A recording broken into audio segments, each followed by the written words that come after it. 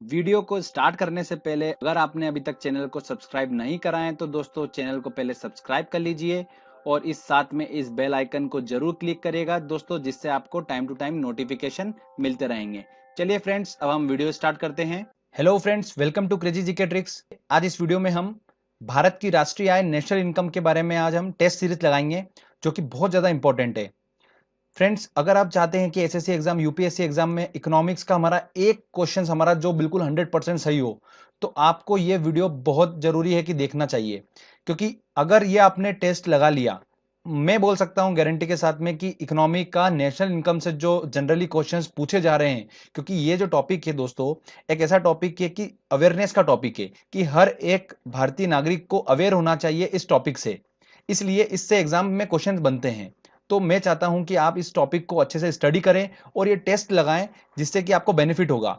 Test दोस्तों आप तभी लगा पाएंगे जब आपने मेरा प्रीवियस लेक्चर देखा होगा नेशनल इनकम के बारे में, जिसकी लिंक मैंने डिस्क्रिप्शन में दे रखी है। तो प्लीज फ्रेंड्स, पहले वो आप कंसेप्चुअली पहले समझ लीजिए। वो लेक्चर समझना बहुत जरूरी है। उसका ऐसा कुछ नहीं है कि हम ट्रिक से उसको याद कर लेंगे। वो लेक्चर जनरली हमारी डेली लाइफ के लिए बहुत इंपॉर्टेंट है, जिससे हमको कंसेप्चुअली समझ में आएगा कि हमारी नेशनल इनकम भारत की कैसे कैलकुलेट की जाती है। तो फ्रेंड्स, वो लेक्चर देखने के बाद आप टेस्ट लगाइएगा। आपको 100% है कि इस टॉपिक से अगर क्वेश्चन आता है एग्जाम में तो आप 100% क्रैक कर पाएंगे। अब हम स्टार्ट करते हैं टेस्ट को, जो कि बहुत ज्यादा इंपॉर्टेंट है। एक या दो क्वेश्चन आपको एग्जाम में देखने को मिलेंगे इस बार के एसएससी में भी इसी टॉपिक से। तो चलिए हम टेस्ट लगाते हैं। दोस्तों, हमारा पहला क्वेश्चन आता है, भारत में राष्ट्रीय आय की गणना निम्नलिखित में से किसके द्वारा की जाती है? तो भारत में राष्ट्रीय आय की गणना मैंने आपको बताया था सीएसओ द्वारा की जाती है, सेंट्रल स्टैटिस्टिकल ऑर्गेनाइजेशन, केंद्रीय सांख्यिकी संगठन, जिसको हिंदी में बोला जाता है। तो सीएसओ द्वारा की जाती है। तो ऑप्शन होगा हमारा सी। देखिए कितना इंपॉर्टेंट क्वेश्चन है, एसएससी में भी बार बार रिपीट हो रहा है, एमपीपीएससी में भी क्वेश्चन आया है, यूपीपीएससी में भी क्वेश्चन आया है। तो आप ध्यान रखिए दोस्तों, बहुत ज्यादा इंपॉर्टेंट क्वेश्चन है, इसको बिल्कुल घोट के पी जाइए इस क्वेश्चन को। चलिए अगला क्वेश्चन देखते हैं हम। भारत में राष्ट्रीय आय का आकलन सबसे पहले किसने किया था? फ्रेंड्स, मैंने आपको बताया था कि सबसे पहले 1868 में दादा भाई नौरोजी ने ही राष्ट्रीय आय और प्रति व्यक्ति आय का आकलन किया था। ऑप्शन में दादा भाई नौरोजी बी आंसर है, इसका लगेगा आंसर बी सही। और दादा भाई नौरोजी ने उसी में बताया था कि प्रति व्यक्ति आय कितनी है उस टाइम पर 1868 में 20 रुपए थी। तो ध्यान रखिएगा दोस्तों। चलिए अगला क्वेश्चन देखते हैं। प्रति व्यक्ति आय निकालने के लिए राष्ट्रीय आय को भाग दिया जाता है। तो काय से दिया जाता है राष्ट्रीय आय? तो प्रति व्यक्ति आय का फॉर्मूला मैंने आपको बताया था कि टोटल अपनी जो नेशनल इनकम है, उस नेशनल इनकम को अगर जब हम पॉपुलेशन जनसंख्या से डिवाइड करते हैं तो हमारा क्या आ जाता है? प्रति व्यक्ति आय आ जाता है। तो देश की कुल जनसंख्या से डिवाइड करते हैं। तो आप ऑप्शन लगेगा हमारा ए, बिल्कुल सही आंसर होगा इसका। अगले क्वेश्चन देखते हैं इंपॉर्टेंट। निम्न में से प्रति व्यक्ति आय सबसे ज्यादा किसकी है? तो पंजाब, महाराष्ट्र, गोवा, गुजरात। फ्रेंड्स, गोवा जो है वहां पर प्रति व्यक्ति आय सबसे ज्यादा है। आप इसको ऐसे देखिए कि वहां पर टूरिस्ट प्लेस है गोवा, वहां पर फॉरेनर बहुत आते हैं, वहां पर पैसा बहुत है, तो प्रति व्यक्ति आय वहां पर ज्यादा है। ऐसे देखिए आप इसको आप आसानी से याद रख लेंगे। निम्न में से प्रति व्यक्ति आय सबसे कम कहां पर है? प्रति व्यक्ति आय सबसे कम जो है वो कहां पर है? बिहार में है।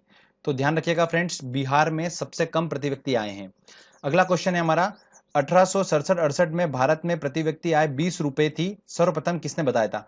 तो मैंने आपको बताया था दादा भाई नौरोजी ने ही बताया था। पहली बार प्रति व्यक्ति आय और नेशनल इनकम की गणना करी थी दादा भाई नौरोजी ने, और उस टाइम बताया था उन्होंने कि 20 रुपए थी प्रति व्यक्ति आय। तो इसका आंसर लगेगा सी।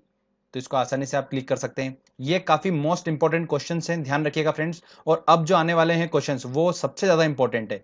चलिए हम आगे बढ़ते हैं। अगला क्वेश्चन पूछा जा रहा है, किसी देश की आर्थिक वृद्धि की सर्वाधिक उपयुक्त माप है? कोई देश की आर्थिक वृद्धि हो रही है तो उसकी उपयुक्त माप क्या होगी?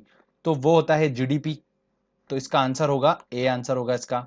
जीडीपी बताता है किसी देश की बात करिए, पर्टिकुलर देश की एरिया की बात कर रही है, और हमने पढ़ा था कि सीमा के अंदर, तो सीमा के अंदर तो जीडीपी कैलकुलेट हो रही थी, तो जीडीपी लगेगा इसका आंसर ए, क्योंकि पर्टिकुलर देश की बात करिए।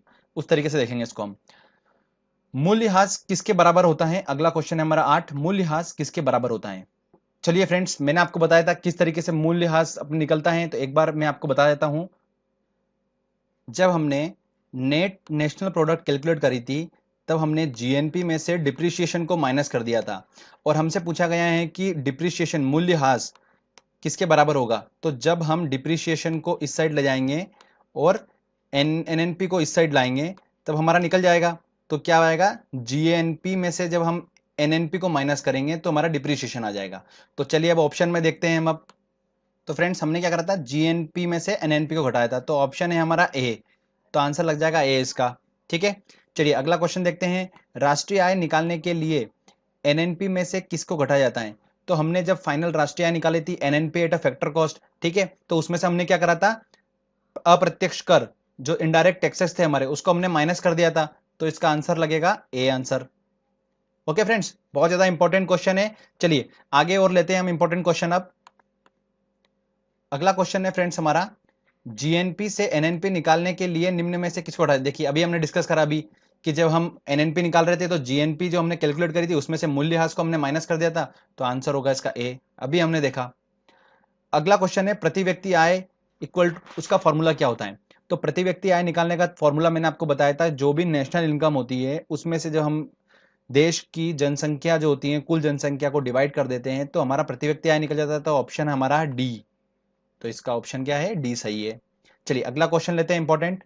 आर्थिक विकास का सबसे अच्छा सूचकांक है, मतलब किसी देश की आर्थिक जो विकास हो रहा है उसका सबसे अच्छा सूचकांक क्या होगा? उसकी प्रति व्यक्ति आय ही उसका देश का बताती है कि कितना देश अच्छा ग्रो कर रहा है, कितना ग्रोथ कितनी अच्छी है, तो प्रति व्यक्ति आय से हमको पता चलता है, तो प्रति व्यक्ति आय इसका आंसर होगा ए।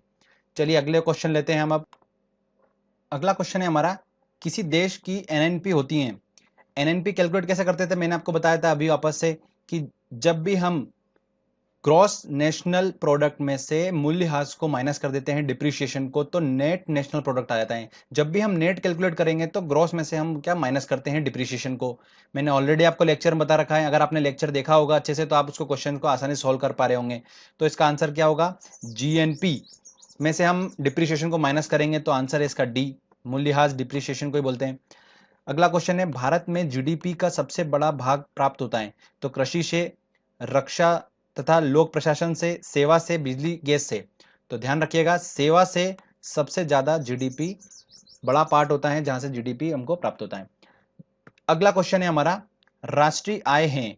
अब राष्ट्रीय आय का मैंने आपको बताया था फॉर्मूला दोस्तों, कि जब भी हम नेट नेशनल प्रोडक्ट को एट अ फैक्टर कॉस्ट पे कैलकुलेट करते हैं तो वो हमारी होती है राष्ट्रीय आय। ठीक है, तो net national product at a factor cost ही हमारी क्या होती है, ऑप्शन बी होता है, वही हमारी है राष्ट्रीय आय। तो ध्यान रखिएगा दोस्तों, क्वेश्चंस बहुत इंपॉर्टेंट है ये। फ्रेंड्स आई होप आपने लेक्चर देखा होगा और टेस्ट लगाए होंगे तो आपसे सारे क्वेश्चंस बन गए होंगे इजीली। इससे क्वेश्चंस एग्जाम में आपको देखने को मिलेगा। इस बार की जितनी भी एग्जाम आने वाली है, नेशनल इनकम का टॉपिक, इकोनॉमिक्स का बहुत ज्यादा इंपॉर्टेंट टॉपिक है। आई होप दोस्तों आपको ये वीडियो अच्छा लगा होगा, और अगर आपको ये वीडियो अच्छा लगा है तो दोस्तों जल्दी से इस वीडियो को लाइक करिए, दोस्तों के साथ शेयर करिए और इस चैनल को जरूर से सब्सक्राइब कर दीजिएगा दोस्तों, जिससे मैं ऐसे अच्छे अच्छे वीडियो आपके लिए लेकर आता रहूंगा। तब तक के लिए फ्रेंड्स, गुड बाय।